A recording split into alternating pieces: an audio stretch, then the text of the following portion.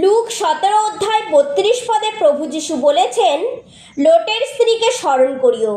প্রিয় বন্ধুগণ, যখন ঈশ্বরের দূত লোট এবং তার পরিবারকে সদম এবং গমোরা থেকে বের করে এনেছিলেন, তখন সেখানে তিনি তাদের পিছন ফিরে তাকাতে বারণ করেছিলেন। কিন্তু প্রিয় বন্ধুগণ, আমরা সকলেই জানি যে সেখানে সেই সময়ে লোটের স্ত্রী পিছন ফিরে তাকিয়েছিল, আর তাই সে সেখানে নুনের স্তম্ভ হয়ে গিয়েছিল।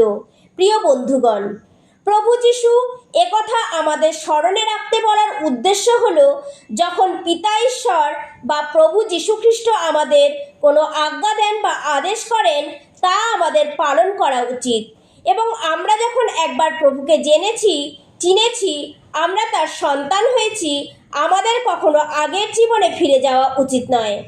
আমাদের কখনোই এই জগতের কোনো জিনিসের উপরে লোভ রাখা উচিত নয়, কারণ প্রভু যীশু আমাদের জগৎ থেকে আলাদা করেছেন।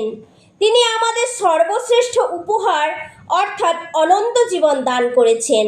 তাই আমাদের সর্বদা তার আজ্ঞা পালন করতে হবে, এবং জাগতিক বিষয়বস্তু নিয়ে নয়, কিন্তু স্বর্গস্থ বিষয়ে ভাবা উচিত।